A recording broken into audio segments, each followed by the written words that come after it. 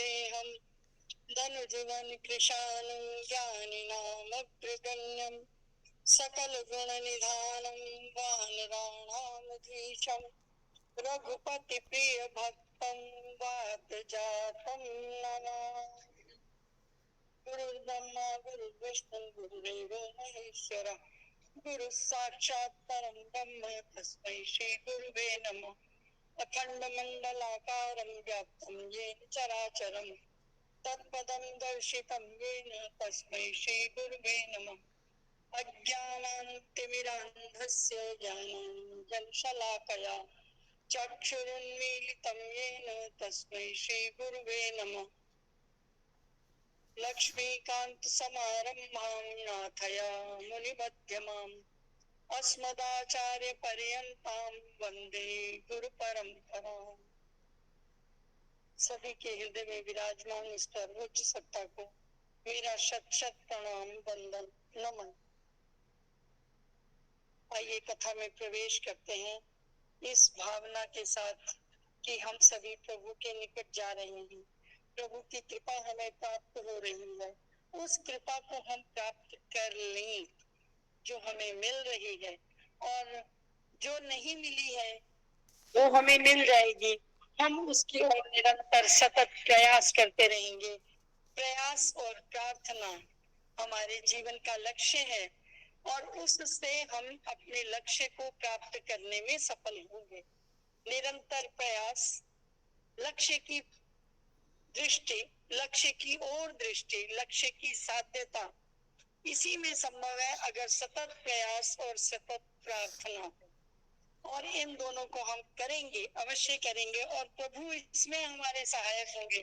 कोई अन्य सहायक नहीं होगा। उन प्रभु से हम प्रार्थना करेंगे और उन्हीं की हम सेवा करेंगे। प्रत्येक प्राणी में प्रभु को देखेंगे।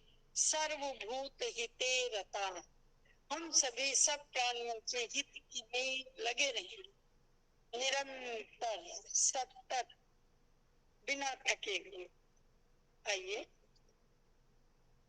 क्लेशोऽधिकतरस्तेषाम् अव्यक्तासक्तचेतसाम् अव्यक्ता हि गतिर्दुःखम् देहवद्भिरवाप्यते।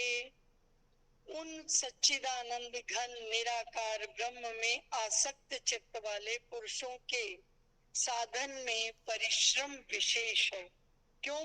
क्योंकि देह अभिमानियों के द्वारा अव्यक्त विषय गति दुख पूर्वक प्राप्त की जाती है।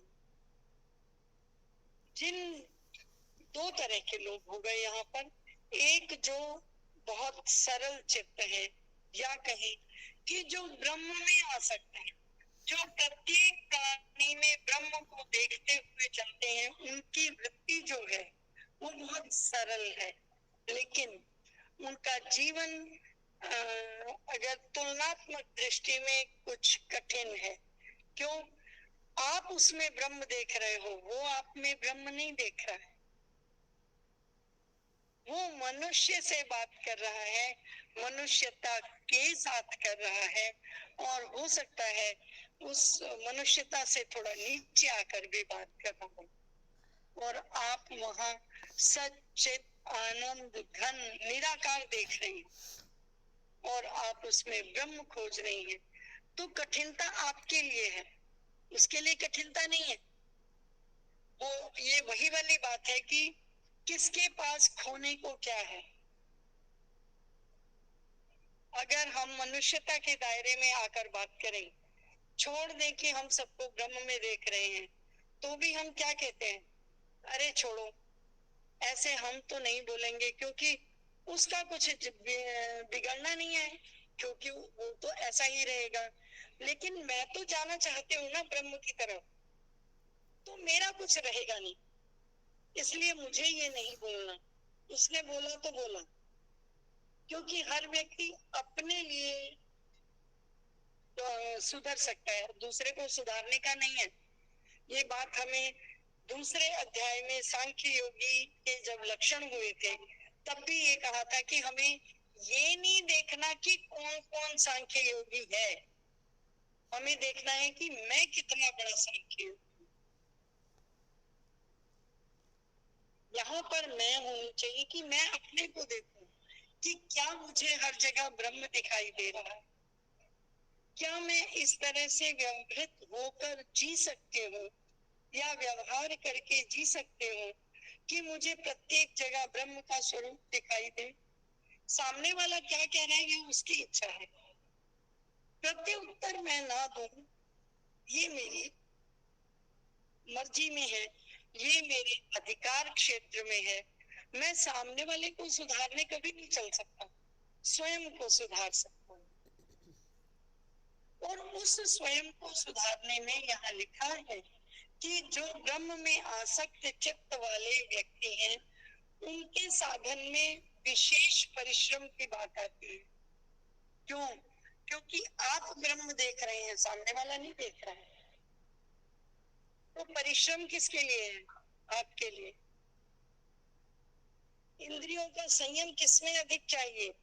आप में, मतलब मेरे में। सामने वाले में तो उसने तो ये नहीं कहा कि मैं आप में ब्रह्म देख रहा हूँ, हम उसमें उसको क्यों ब्रह्म दिखा रहे हैं? पहले मैं तो देखूं, मुझे देखना है कि मेरी आंखें क्या देख रही हैं, पलट के मुझे क्या कहना है। मुझे कोई ऐसी बात नहीं कहनी है जिससे मेरी साधना में कठिनाई आए। मेरी साधना है मुझे हर जगह ब्रह्म देखना है, ये मैंने निर्धारित किया है अपना लक्ष्य। और उस लक्ष्य की सततता, निरंतरता और उसमें प्रयास और उसमें प्रार्थना मेरी है, किसी और की नहीं है। तो उससे ये अपेक्षा मत करो और उसको ये भी जताने का प्रयास मत करो कि नहीं नहीं मैं तो सब जगह भगवान देख रही हूँ, इसलिए मैंने आपको कुछ कहा नहीं, लेकिन आप मेरे सर पे चढ़ते जा रहे हो। तो आप देखो ना, दूसरे को कहाँ सुधारने चल पड़े, खुद को देखो बस। क्योंकि स्वयं में बदलना ज्यादा कठिन है, और जब मैं ही नहीं बदल सकता तो सामने वाला क्या बदलेगा? जिसने लक्ष्य रख लिया उस लक्ष्य के प्रति वो समर्पित नहीं, तो दूसरे को क्या कहते हो कि वो आपके लक्ष्य के प्रति समर्पित हो? क्यों भाई? उसने कहा था इस लक्ष्य को रखो, नहीं ना? तो उससे क्या अपेक्षा है कि वो हमारे लक्ष्य की पूर्ति के लिए कार्य करेगा? नहीं। मेरा लक्ष्य मैंने निर्धारित किया, मुझे वहां जाना है। तो अगर मान लो मैंने किसी शादी में जाना है और किसी को यहाँ डेथ हो गया, तो वो अपने यहाँ डेथ में जाएगा ना, शादी में मुझे जाना है ना, मैं जाऊं कि सबको ही शादी में लेके चल पड़ोगे? ऐसा नहीं होता। हर व्यक्ति के भाव उसके अंदर होते हैं, और ये मेरे अंदर भाव है कि मुझे सब में ब्रह्म देखना है, तो उसकी साधना भी मेरी अपनी होगी, उसकी कठिनाइयां भी मेरी अपनी। मैं सामने वाले से ये उम्मीद नहीं कर सकती कि मैंने ये सोचा है आज के बाद सब ब्रह्म देखेंगे तो आप मुझे गाली मत दो। भाई क्यों? आपकी इच्छा है, आपका मुंह है, आपका लक्ष्य है। तो कोई सैडिस्ट है तो उसको बिना दुखी किए तो चैन ही नहीं है। आप उसको सोचो जी आपने तो ब्रह्म देखा है इसलिए अब वो देखे, तो ये तो कोई इसीलिए। और आप ये देखो कि भगवान कृष्ण ऐसी स्थिति में थे कि वो अर्जुन से कह सकते थे कि बेटा खड़ा हो जाओ और लड़ाई कर ले शांति से। उन्होंने ये नहीं कहा।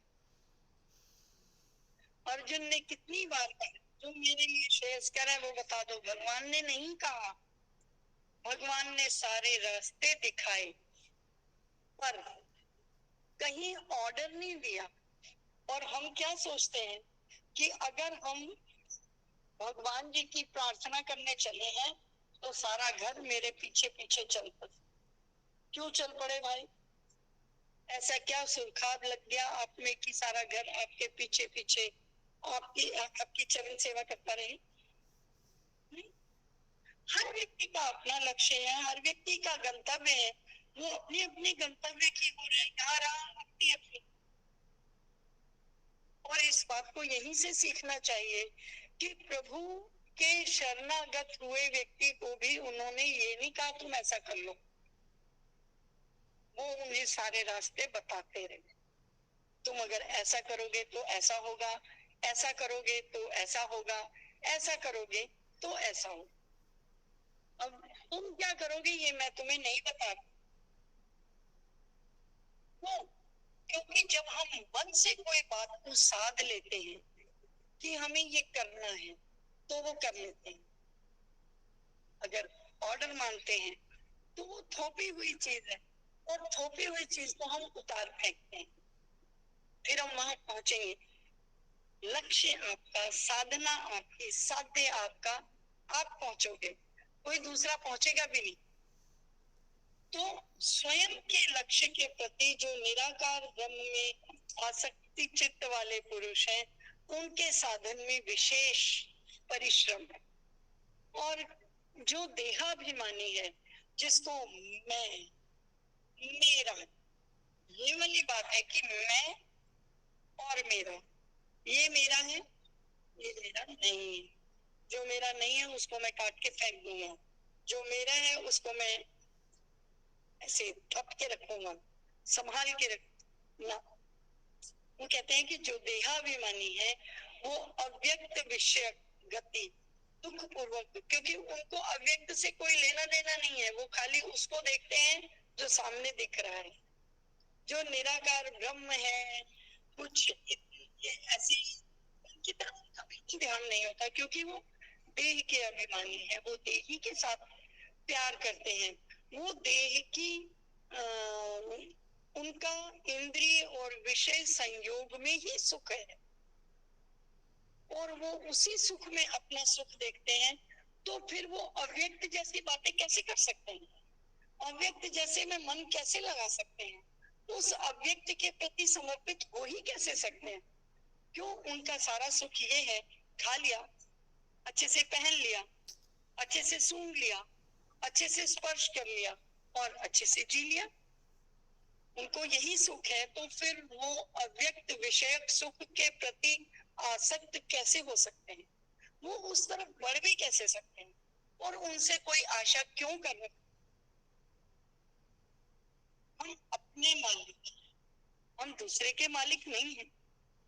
इसीलिए आप देखें कि पूरी गीता में भगवान श्री कृष्ण ने भी कहीं भी अर्जुन से ये नहीं कहा तू खड़ा हो जा लड़ाई कर ले, यही तेरे लिए श्रेयस्कर है। दो बातों में कहा जा सकता था और अर्जुन उस बात को मान लेता। क्यों, अर्जुन ने पहले ही कहा था कि मैं आपकी शरण में हूँ, जो श्रेयस्कर है मुझे कहो मैं करूंगा। और प्रभु उसको क्या बता रहे थे, देखो सुख ये है, दुख ये है, सुख दुख समय कृत्वा लाभा लाभो जया जयो, सुख दुख को बराबर समझो, लाभ लाभ को बराबर वो उन्हें उपदेश दे रहे थे। उन्होंने कहीं भी ऑर्डर नहीं किया उनको। आप किसी को समझाओ, लेकिन तब जब वो व्यक्ति साफ पात्र लेकर खड़ा हो। अगर पात्र गंदा है तो उस पात्र, जब उसने कुछ मांगा नहीं तो आप उसके पात्र को झांक भी क्यों रहे हो। उसने मांगा नहीं, उसने आपसे कहा नहीं कि मुझे ब्रह्म का ज्ञान दो, तो ब्रह्म का ज्ञान इतना सस्ता है कि किसी को भी दिया जाए।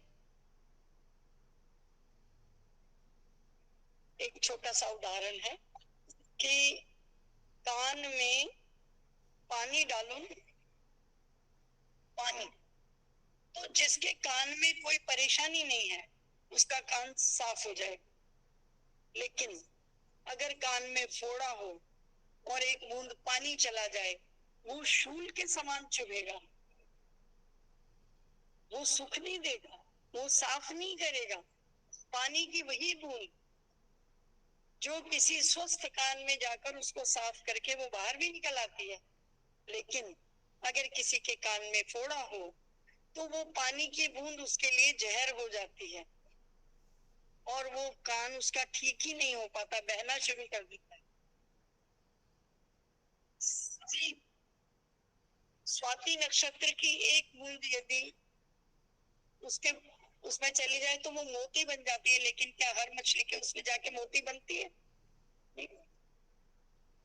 ये संयोग, और ये संयोग आप स्वयं के साथ निर्धारित कर सकते हैं। किसी दूसरे को आपको नहीं समझाना, किसी दूसरे को नहीं देखना कि वो क्या कर रहा है। आप स्वयं में बदलाव लाइए और स्वयं में परिवर्तित होइए। अगर आपको देखकर कोई परिवर्तित होगा तो ठीक है, लेकिन किसी से परिवर्तन की आशा करना, यही अपने आप में गलत है। आपका लक्ष्य आपने निर्धारित करा, आप चलो ना, आप पड़ोसन को साथ लेके चलोगे, वो आपको आधे रास्ते से वापस बुला लाएगी, कहेगी ये रास्ता ठीक ही नहीं है। फिर कहोगे हम तो अच्छे रास्ते चले थे, वो ले आया। अरे उसने निर्धारित नहीं किया तो उसको साथ क्यों लेके चले? गलती अपनी है। तो वो ये कहते हैं कि जो अव्यक्त विषय दुख पूर्वक प्राप्त किए जाने वाले विषय हैं, वो देहाभिमानियों के लिए नहीं, उनके लिए तो देह का अभिमान, मैं मेरा, ये मेरा घर है, वो अपने मेरा को लेने के चक्कर में 10 जगह घमंड से घूमेगा। आपने ये निर्धारित किया है कि मैं आप ब्रह्म देखूंगा, तो ये आपका समय है, आपकी स्थिति है, आपका प्रयास है और आपका गंतव्य है। आप जाइए, दूसरे से उम्मीद मत कीजिए। दूसरा अपने हिसाब से चलेगा, वो अपने हिसाब से व्यवहार करेगा। ये कुशल मयि सन्न्यस्य मत्पराः अनन्येनैव योगेन ध्यायन्त उपासते। कि जो मेरे परायण रहने वाले भक्त जन हैं, वो सभी कर्मों को मेरे अंदर अर्पण करके सगुण परमेश्वर को ही अनन्य भक्ति योग से चिंतन करते हुए भजते हैं। प्रभु कहते हैं ये तो सर्वाणि कर्माणि, जो सारे कर्मों को मई सन्यास से मेरे प्रति समर्पित करके मत परा मेरे ही प्रति कार्य करते हैं, वो निरंतर अनन्य भक्ति योग वाले पुरुष मुझे ही भजते हैं, वो कुछ और नहीं करते। वो प्रत्येक स्थान पर मेरा दर्शन करते हुए वो मेरे प्रति ही समर्पित रहते हैं, मुझे ही सारे कार्यों का अर्पण करते हैं और मुझ सगुण परमेश्वर को ही भजते हैं। सगुण परमेश्वर को भजने का अर्थ है प्रत्येक व्यक्ति में प्रभु की सत्ता का अनुभव करना, प्रत्येक व्यक्ति में प्रभु को देखना और उसके प्रति सर्वभूत हिते रता की भावना से कार्य करना। जब पाप और पुण्य की परिभाषा आती है तो उसमें यही है, जो मेरे किसी कृत्य से अगर किसी को तकलीफ हुई वो पाप है, अगर मेरे कृत्य से किसी को तकलीफ नहीं हुई वही पुण्य है। बहुत साधारण बात है कि अगर मेरे कृति किसी भी कृत्य से किसी को तकलीफ हुई है तो वो पाप है। इससे अधिक सरल परिभाषा हो नहीं सकती। और हमसे ज्यादा अच्छा कोई ये समझेगा नहीं कि किस बात से तकलीफ होती है, किस बात से नहीं। कि अगर सामने वाला मुझे ऐसा कहे तो क्या मुझे तकलीफ होगी? अगर सामने वाले ने कुछ कहा, मुझे किस हालत में अच्छा लगेगा? जो अच्छा लगेगा वो पुण्य है, जो अच्छा नहीं लगे वो पाप है। और प्रभु कहते हैं कि जो मेरे परायण हैं, जो मुझ अनन्य भक्ति योग वाले हैं, वो निरंतर मेरा चिंतन करते हैं, निरंतर मुझे भजते हैं और निरंतर मेरे भी कार्य में लगे हैं। उनको ये नहीं लगता कि समय लगेगा, क्या है, बस और उसको झाड़ू देना है, वो निरंतर झाड़ू दिए जा रही है। कितने समय तक? अभी दशरथ का जन्म नहीं हुआ था, उससे पहले से कब दशरथ जी जन्मेंगे, कब कौशल्या उनकी रानी होंगी, कब प्रभु उनके गर्भ में आएंगे, कब वो बड़े होंगे, सीता चुराई जाएंगी, उसके बाद वो यहाँ आएंगे। निरंतर उसने झाड़ू लगाना स्वीकार किया और वो निरंतर उस पथ को उभारती है, आएंगे राम जी। और उसके अंदर कहीं थकान नहीं है, कहीं अपने कर्तव्य के प्रति उसमें ये नहीं है कि आज मैं नहीं लगाती, अभी तो आ नहीं रहे। गुरुजी ने कहा था समय लगेगा, उन्होंने कहा था, उनके गुरु ने कि समय लगेगा। मैं कहा समय की कोई बात नहीं, गुरुजी वो आएंगे ना, बस काफी है। और उसने उसी दिन से रास्ता बुहारना शुरू कर दिया, उनके लिए फल लाना शुरू कर दिया। रोज वो फल शाम को साइड हो जाते होंगे, वो खाती होगी, किसी को खिलाती होगी, क्या करती होगी वो अलग बात है, लेकिन उसकी निरंतरता देखो, उसका एक निष्ठपना देखो, लक्ष्य के प्रति समर्पण देखो, लक्ष्य के प्रति जाना देखो। एक पल के लिए उसने ये नहीं सोचा कि अभी तो उन्होंने कहा है कि टाइम लगेगा तो चलो उतने दिन तो मैं ना ही करूं, ऐसा नहीं सोचा।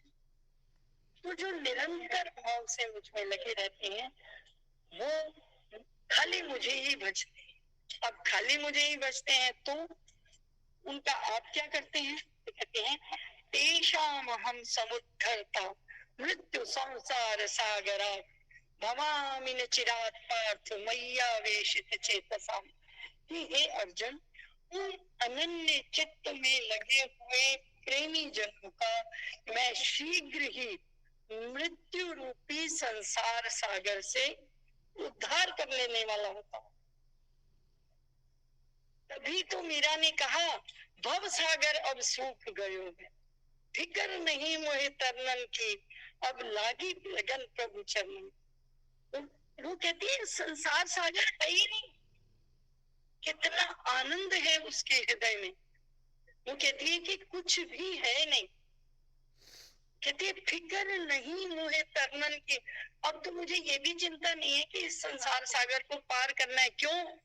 भव सागर अब सूख गए, अब तो वो सागर रहा ही, तो मुझे तरना किससे? तरने को कुछ है ही नहीं, सब सूख गया, अब तो मैं जा ही रही हूँ, मुझे कुछ तैरना ही नहीं है। और कहती है मुझे लागी लगन हरी चरण। वो प्रभु की दृष्टि में कितना समा गई थी कि वो ये कहते हैं कि अब तो भवसागर है ही नहीं। तुम कहाँ कहते हो कि भवसागर से पार जाना है? सागर कहाँ है? तो सूख गया, मुझे तो अब तरने की फिक्र ही नहीं रही, मुझे लग ही नहीं रहा कि मुझे तैरना सीखना है ही नहीं। और वो प्रभु के चरणों में अनन्य भक्ति देखने की जब स्थिति आती है, मीरा जी, गोपियां जो अक्रूर उनको ये कह देती है, एक मन था जो गयो श्याम संग, वो अवराधे इसको, तो ये तुम्हारे ईश की अवराधना अब नहीं होती। एक मन था, वो प्रभु के साथ चला गया, तो उन्होंने कहा चलो मैं मिलवा के लाता हूँ। उन्होंने हमें कहा है आने के लिए, तुम इतनी दूर से उनके पास से आए हो, क्या उन्होंने कहा कि गोपियों को लेते आना, मैं मिल लूंगा? नहीं कहा। फिर हम कैसे चले जाए? उसकी आज्ञा नहीं है तो मैं नहीं करूँ। और यही बात आप हनुमान जी में देखें, जब वो माँ सीता के सामने जाते हैं तो क्या कहते हैं कि मुझे ये आज्ञा नहीं है माँ, वरना मैं आपको 1 मिनट में जीत कर ले जा सकता हूँ। प्रभु आया सुनहि राम, कि मुझे प्रभु की ये आज्ञा नहीं है, मुझे इतनी ही आज्ञा हुई है कि मैं आपको देखूं, आपको संदेशा दूं कि प्रभु हैं, सही सलामत हैं, और वो नदी के उस तरफ खड़े हैं, समुद्र के उस तरफ खड़े हैं, इतनी ही आज्ञा है। और मैंने उस आज्ञा का पालन कर लिया, मैं जाऊंगा। वरना हनुमान जी अगर पूरी लंका जला सकते थे तो वो सीता जी को भी ले जा सकते, पर प्रभु आयस नहीं राम दुहाई। राम, उन्होंने कहा कि नहीं, मेरे को ये आज्ञा नहीं है माँ, मैं आपको ले जा नहीं सकता, और हाँ मैं आपका संदेशा लेके जा रहा हूँ, मैं उस संदेशे को वहां जाकर कहूंगा, आपसे भी मैंने वो संदेशा कह दिया, मेरा इतना ही काम। भक्त कभी प्रभु से बड़ा नहीं हो सकता, अपने आराध्य से हम बड़े नहीं हो सकते। क्यों? क्योंकि वो आराध्य अव्यक्त है, निराकार है, और वो चित आनंद घन है।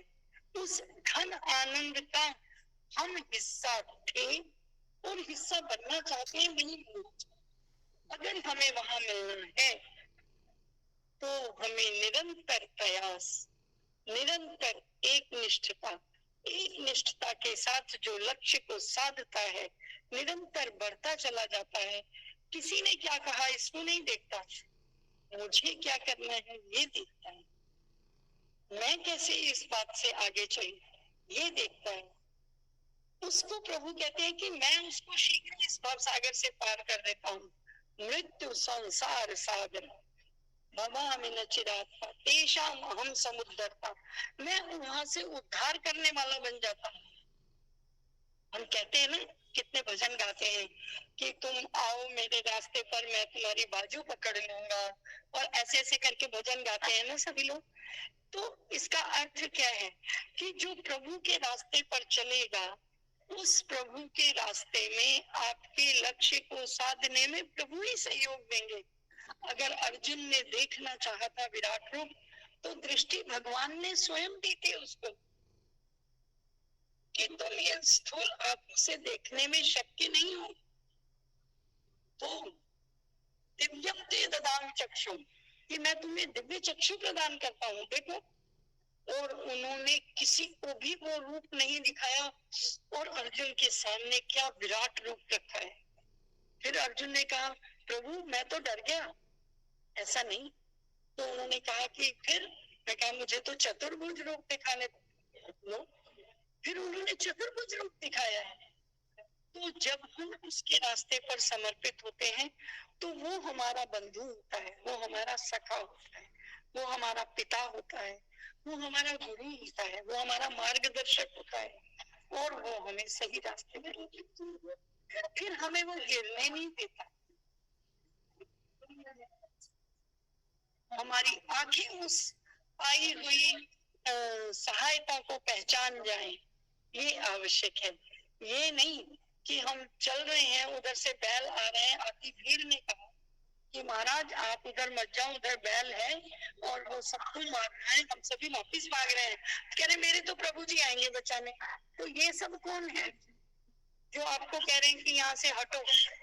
ये प्रभु है। हमारी आंखें उस प्रभु को पहचाने कि ये जो सहायता आई है ये प्रभु की कृपा के बिना नहीं आई, अन्यथा बात बताने वाले 2 मिनट पहले जा चुके होते हैं, आप 2 मिनट बाद पहुंचते, आपको तो बताने सूचना ही देने वाला कोई नहीं होता।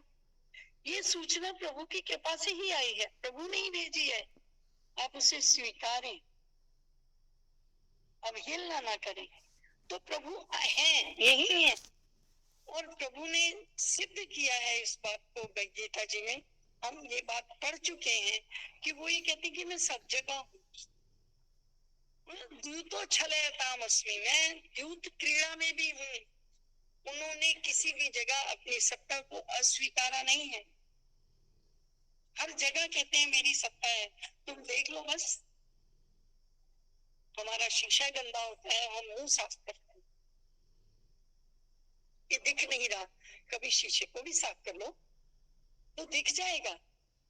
वो प्रभु बस उतना ही भर साफ करने को है, प्रभु दिखाई देंगे। और उस देखने में वस्तुतः हमारी आंखें सक्षम होनी चाहिए कि हम उस सहायता को प्रभु सहायता के रूप में देख। श्री कृष्ण गोविंद हरि मुरारे, हे नाथ नारायण वासुदेव। श्री कृष्ण गोविंद हरि मुरारे, हे नाथ नारायण वासुदेव। जय श्री कृष्ण।